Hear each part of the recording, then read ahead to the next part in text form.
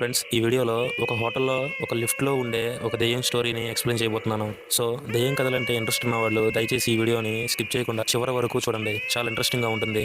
నా పేరు రాజు. నాకు ఈ ఇన్సిడెంట్ జరిగి సరిగ్గా 5 సంవత్సరాలు అవుతుంది. ఈ ఇన్సిడెంట్ని నేను మా ఫ్రెండ్స్ అందరితో షేర్ చేసుకున్నాను, కానీ నన్ను మా ఫ్రెండ్స్ ఎవరూ నమ్మలేదు. ఆ ఇన్సిడెంట్ ఏంటంటే, నేను మా ఆఫీస్ పని మీద ఢిల్లీ వెళ్ళాల్సి వచ్చింది. అప్పుడు మా ఆఫీస్ వాళ్ళు నాకు ఒక హోటల్లో రూమ్ బుక్ చేశారు. నేను నార్మల్గా మార్నింగ్ ఆఫీస్ వర్క్ చేసుకుని సాయంత్రం బయటకు వచ్చి ఆఫీస్ బయట క్యాబ్ కోసం వెయిట్ చేస్తున్నాను. ఆ క్యాబ్ నేను ఉండే లొకేషన్కి వచ్చింది. క్యాబ్ డ్రైవర్, సార్ మీరు ఎక్కడికి వెళ్ళాలి అని అడిగాడు. అప్పుడు నేను వెళ్ళాలనుకుంటున్న హోటల్ పేరు ఆ డ్రైవర్కి చెప్పాను. అతను, సార్ నాకు సరిగ్గా వినబడలేదు అని అన్నాడు. నేను మళ్ళీ ఆ హోటల్ పేరు చెప్పాను. అలాగే సార్ ఎక్కండి అన్నాడు. ఎక్కాక సాయంత్రం కాబట్టి అక్కడ ట్రాఫిక్ ఎక్కువగా ఉండడంతో నాకు నా హోటల్ చేరడానికి దాదాపు 1 గంట సమయం పట్టింది. అతనికి డబ్బులు ఫోన్పే చేసి హోటల్ లోపలికి వెళ్ళాను. రిసెప్షన్లో నా డీటెయిల్స్ మొత్తం చెప్పి నా రూమ్ తాలూకా కీస్ని తీసుకుని నేను నా లగేజ్ తీసుకుని నా రూమ్ వైపుకు బయలుదేరాను. చూస్తుంటే ఆ హోటల్ చాలా పెద్దదిగా, చాలా లగ్జరీగా కనిపిస్తుంది. నాకు తెలిసి ఆ హోటల్లో దాదాపు 15 ఫ్లోర్లు ఉండవచ్చు. నాకు ఇచ్చిన రూము 9వ ఫ్లోర్లో ఉంది. నేను ఎలివేటర్ దగ్గరికి వచ్చి బటన్ క్లిక్ చేశాను. ఎలివేటర్ కోసం వెయిట్ చేస్తున్నాను. 10వ ఫ్లోర్లో ఉన్న ఎలివేటర్ కిందకి వచ్చి దాని డోర్స్ ఓపెన్ అయ్యాయి. ఆ ఎలివేటర్ లోపల చివరిలో ఒక అద్దం ఉంది. నేను నా లగేజ్ మొత్తం లోపలికి తీసుకుని వెళ్ళాను. డోర్స్ క్లోజ్ అయ్యాయి. ఎలివేటర్ ఎందుకో తెలియదు స్లోగా మూవ్ అవుతుంది, కానీ నాకు ఎందుకో తెలియని భయంగా ఉంది. ఎలివేటర్ మూవ్ అవుతున్నప్పుడు పైన ఫ్లోర్లో ఉన్న మనుషుల్ని చూడగలుగుతున్నా.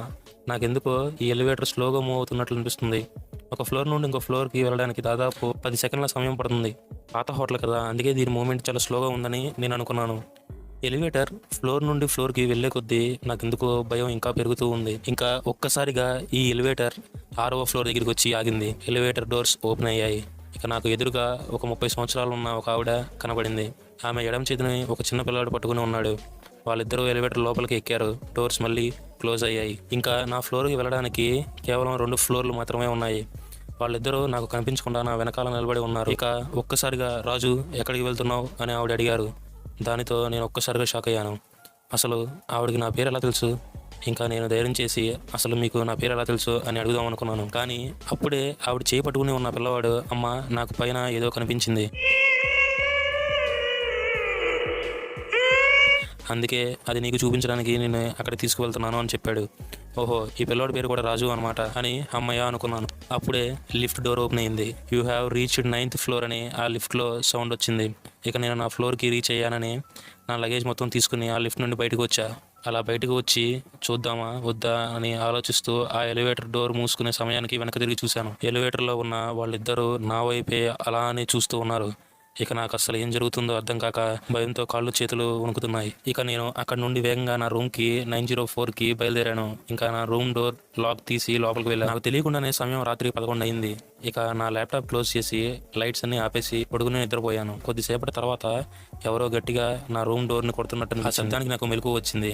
లైట్స్ అన్ని ఆన్ చేశాను, కానీ ఒక్క లైట్ కూడా వెలగట్లేదు. హోటల్ వాళ్ళకి ఫోన్ చేసి చెప్దామంటే హోటల్ వాళ్ళకి ఫోన్ చేస్తుంటే ఫోన్ కలవట్లేదు. అసలు అక్కడ ఏం జరుగుతుందో ఏమాత్రం అర్థం కావట్లేదు. కానీ భయంతో కాళ్ళు చేతులు వణుకుతున్నాయి. అప్పుడే సడన్ గా ఎలివేటర్ దగ్గర ఎవరో ఉన్నట్టుగా శబ్దాలు వినిపించాయి. ఇక నేను నా రూమ్ బయటకు వచ్చి అక్కడ హోటల్ వాళ్ళు ఎవరైనా ఉన్నారేమో వాళ్ళని సహాయం అడుగుదామని అనుకున్నాను. ఇక నేను కొంచెం ధైర్యం తెచ్చుకుని అలా నడుస్తూ హాల్లో నుంచి ఎలివేటర్ దగ్గరికి వెళ్దాం అనుకున్నాను. కానీ ఆ సమయంలో హాల్ మొత్తం చిమ్మ చీకటిగా భయంకరంగా తయారైంది. ఏదైతే అయిందని కొంచెం ధైర్యం తెచ్చుకుని నడుస్తున్నానే కానీ ఎందుకో తెలియని భయం వెంటాడుతూనే ఉంది. చివరగా నేను ఎలాగోలా ఆ ఎలివేటర్ దగ్గరికి చేరుకున్నాను.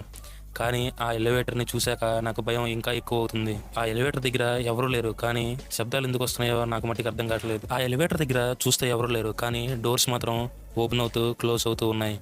ఎలాగో ధైర్యం తెచ్చుకుని నేను ఎలివేటర్ లోపలికి వెళ్ళాను. గ్రౌండ్ ఫ్లోర్ బటన్ క్లిక్ చేసి వెయిట్ చేస్తున్నాను. కానీ ఈసారి నా అదృష్టం బాగున్నట్టుంది. ఆ ఎలివేటర్ డోర్స్ క్లోజ్ అయ్యాయి. ఇక నేను కాస్త ఊపిరి పీల్చుకున్నాను. ఎలివేటర్ అలా కిందకి వెళ్తూ ఉండగా ఎందుకో దాని వాతావరణం మొత్తం చల్లగా మరియు మరింత చీకటిగా మారిపోతున్నట్టు అనిపిస్తుంది. అలా గ్రౌండ్ ఫ్లోర్ వైపు వెళ్తున్న ఎలివేటర్ ఒక్కసారిగా 6వ ఫ్లోర్ దగ్గరికి వచ్చి ఆగిపోయింది. ఇక నాకు వెన్నులో వణుకు పుట్టడం మొదలైంది. ఎలివేటర్ డోర్స్ ఓపెన్ అయ్యాయి. నాకు ఒక్కసారిగా మైండ్ బ్లాక్ అయింది. ఎందుకంటే ఆ తల్లి కొడుకులు మళ్ళీ లిఫ్ట్ బయట కనబడ్డారు. ఈసారి వాళ్ళిద్దరూ నల్ల బట్టలు వేసుకుని ఉన్నారు. నేను భయంతో పక్కకి జరిగి నిలబడ్డాను. వాళ్ళిద్దరూ లిఫ్ట్లోకి వచ్చి ఆవిడ 15వ ఫ్లోర్ బటన్ క్లిక్ చేసింది. నేను మొదట నేనే కదా క్లిక్ చేశాను, కాబట్టి అది ముందు గ్రౌండ్ ఫ్లోర్కి వెళ్తుంది, ఆ తర్వాతే 15వ ఫ్లోర్కి వెళ్తుందిలే అని అనుకున్నాను. కానీ ఎలివేటర్ గ్రౌండ్ ఫ్లోర్కి కాకుండా 15వ ఫ్లోర్ వైపుగా వెళ్ళడం మొదలైంది.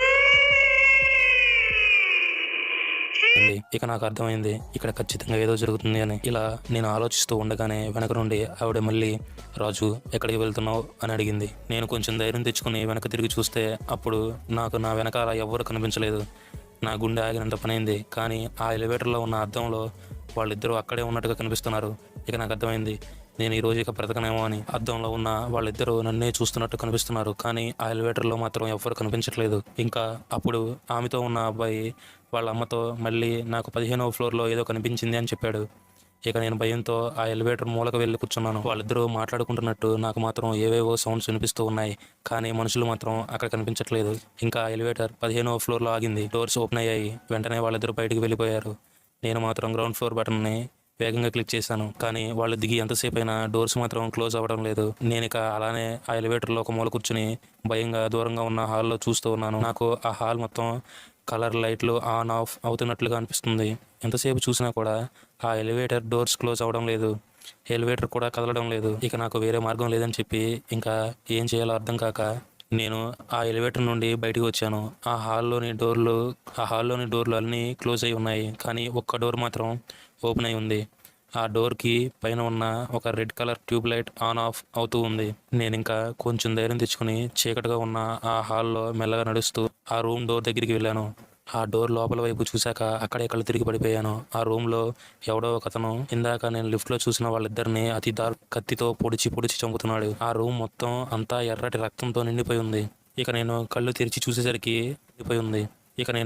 తెరిచి చూసేసరికి నేను నా రూమ్లో పడుకుని ఉన్నాను. పక్కనే హోటల్ వాళ్ళు కూడా ఉన్నారు. నాకేమైందని వాళ్ళని అడిగాను. వాళ్ళు నాతో రాత్రి మీరు ఎలివేటర్లో కళ్ళు తిరిగి పడిపోయారని వాళ్ళే నన్ను ఇక్కడికి తీసుకొచ్చారని చెప్పారు. అంతే, ఇంకా నేను ఆ హోటల్ని వెంటనే ఖాళీ చేసి బయటకు వచ్చేసాను. ఫ్రెండ్స్, మీకు ఈ స్టోరీ నచ్చినట్లయితే ఒక లైక్ చేసి షేర్ చేయండి. నేను తర్వాత పెట్టబోయే స్టోరీస్ని మీరు మిస్ అవ్వకుండా చూడాలంటే మన ఛానల్ని సబ్స్క్రైబ్ చేసుకుని పక్కనున్న బెల్ ఐకాన్ని యాక్టివేట్ చేసుకోండి. దానివల్ల నేను వీడియో పెట్టిన వెంటనే మీకు నోటిఫికేషన్ వస్తుంది.